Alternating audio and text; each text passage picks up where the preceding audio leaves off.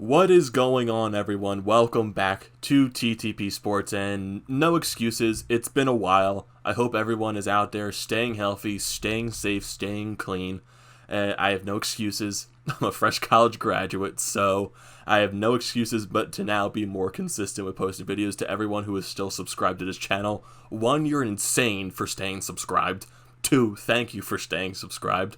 But let's continue into the sports news. Even though we've been in the quarantine for 2.5 months, has it been? It's been a long time, but the time seems to have gone very quickly.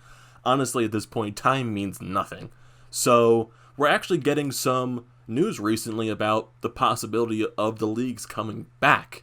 Mainly yesterday, the NHL and their announcement with the 2014 playoff format, MLB's disgraceful proposal to the players, and which we'll get into another time. The NBA talk about possibly coming back and playing at Walt Disney World. There's a lot of good things going on. Also, the NFL's talking about coming back in June with certain type of camps to get players going. It's a good time right now for sports. And let's talk about the NHL right now, because I'm wearing Flyers gear, so you were going to get something NHL related.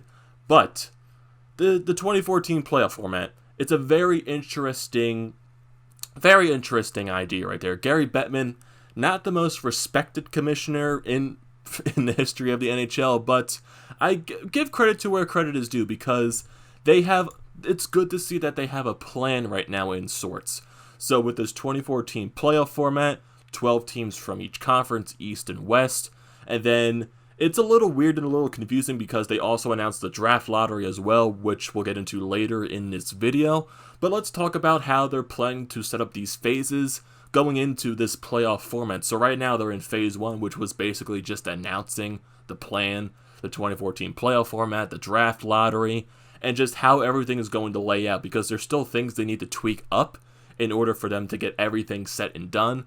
And then phase 2, which is most likely going to start sometime around in early to mid-June, is where players can start going out and skating on the ice and start practicing with little groups. And then when you get into phase 3, which is honestly not until probably early to mid-July, is when the little training camps can open, because there's going to be specific qualifications for those training camps, like with the social distancing and all that.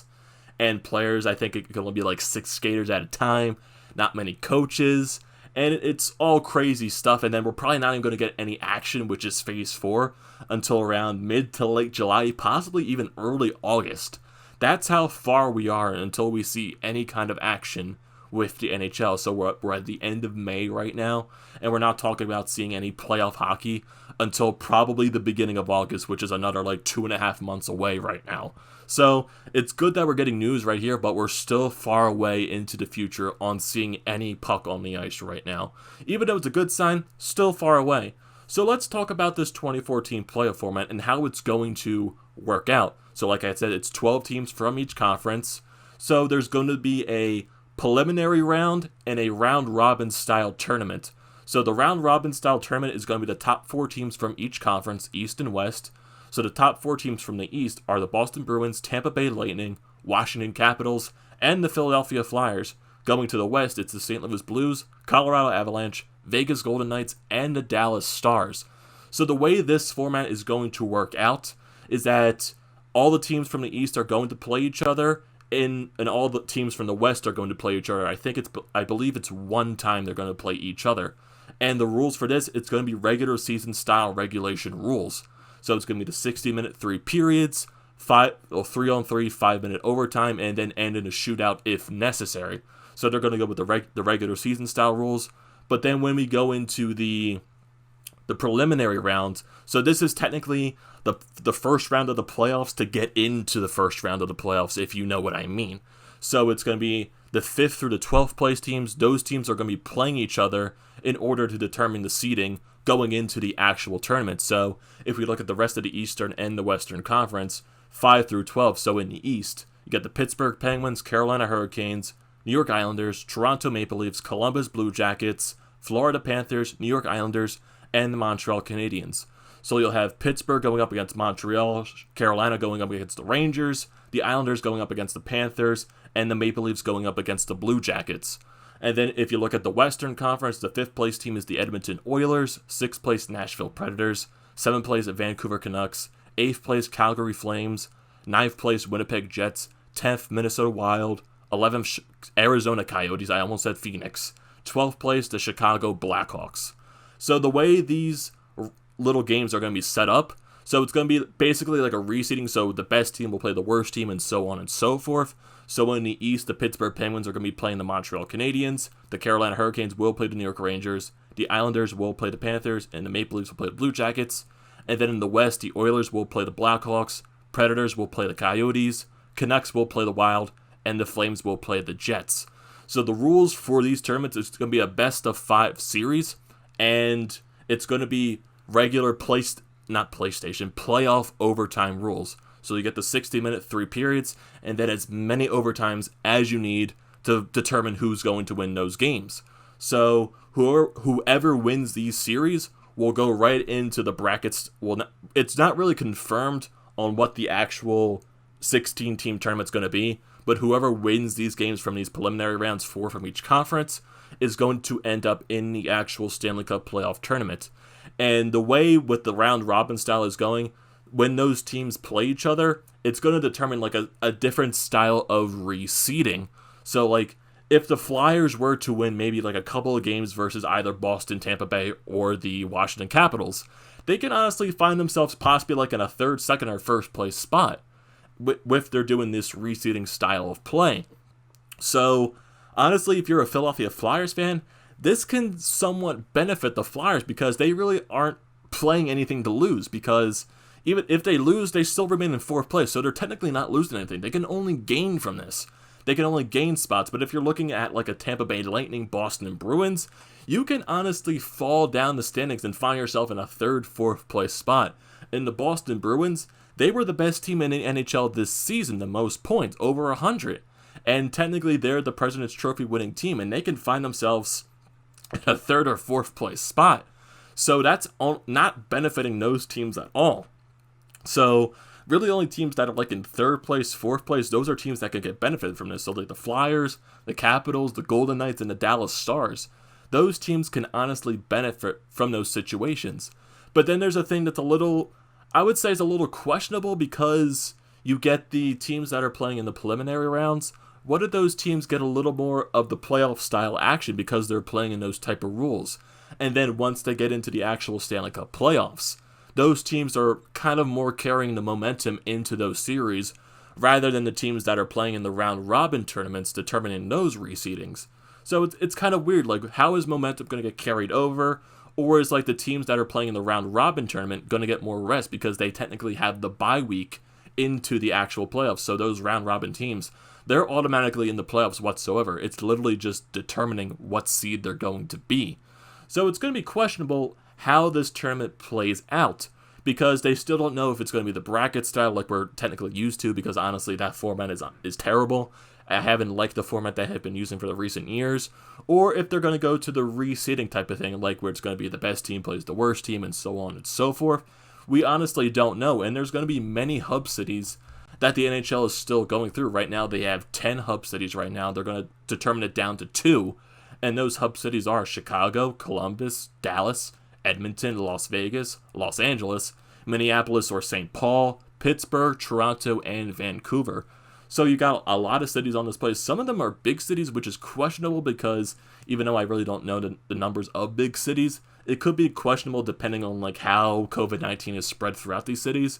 So the NHL, I believe they're going to make a better choice of what city people are going to play in. And it's going to be weird. Are there going to be 2 West cities? Are there going to be 2 East cities? Or is it going to be 1 East, 1 West? And with the playoffs in general, the first 2 rounds, it's still undetermined whether they're going to be a best-of-5 or a best-of-7 type of series. But it is confirmed that the conference finals and the Stanley Cup final are going to be a best-of-7. So that's nice right there. Preferably, I would like the best-of-7 series because that's just natural. That's what the NHL is used to.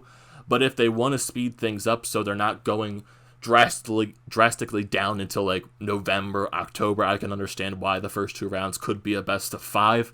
But there's still news to come out because this is only phase 1. They're still going to tweak a lot of things.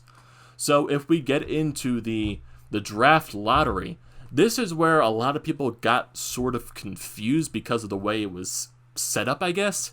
So, if we're talking about the draft ladder, it's set up normally. It's just weird because you get the bottom 7 teams in the conference. You get Detroit, you get Ottawa, San Jose, the California teams, Anaheim, Los Angeles, San Jose, and then you get Buffalo, New Jersey. Like, those teams did not make the playoffs. They're out. They're automatically put into the draft lottery. But then you get the other 8 through 15 teams who are currently unknown.